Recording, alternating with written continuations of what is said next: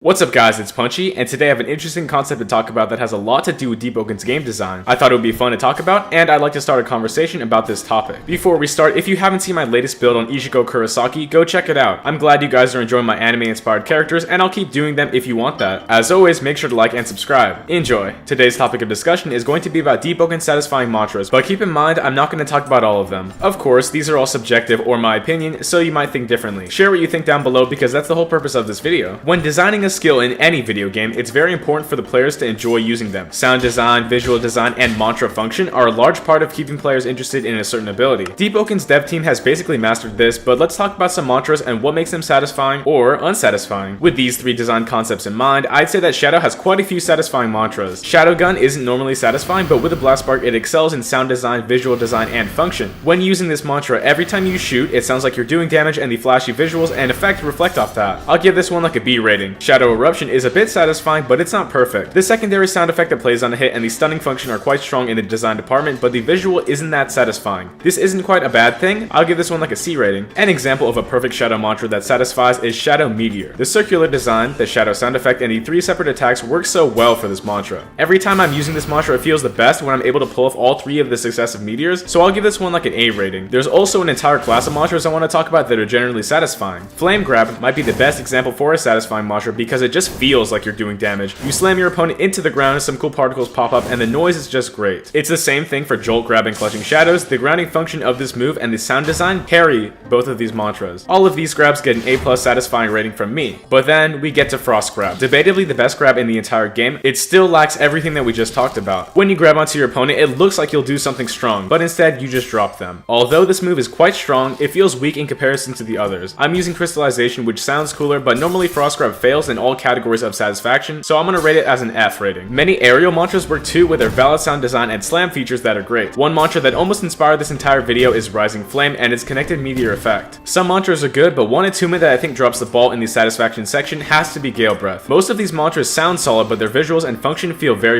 weak. Gale Punch doesn't really move your opponent and it just seems to do damage. Visually, it doesn't feel impactful and its function isn't physical, but it is a very good mantra. I guess this move embodies the spirit of like a cutting wind with its capability, but its sound is the only satisfying part. This one's a D rating. Windblade kind of does the same thing. The sound, function, and visual of this mantra are not exciting at all, but it is still a strong mantra. Although it's not satisfying to use, it's very easy to combo into. Astral Wind, on the other hand, might be one of the most satisfying Gale mantras to hit. Due to the multi-hit capability, sound design, and clean visuals, it's always impactful when this thing hits, giving it an A rating for the satisfying meter. I'm not going to be able to talk about all of these mantras, but there's a couple ways Deepwoken makes boring mantras satisfying to hit. For example, the talent Final Axe allows an explosion if you hit a mantra after a flourish. Mantras such as Flame Palm and Flame Assault aren't satisfying with their sound and design, but with an explosion at the end, it boosts their satisfaction rating. Of course, these mantras are really good, but they're not very satisfying without this talent. Thunder Kick's teleport talent feels so meaty after comboing up with this, and it almost doubles its satisfying rating. Same can be said with the well-timed Flame Forge, which activates your Flame Halo with that iconic ring sound effect. Even the crystallization path for Frost Draw gives a bonus in the satisfaction factor due to the sound.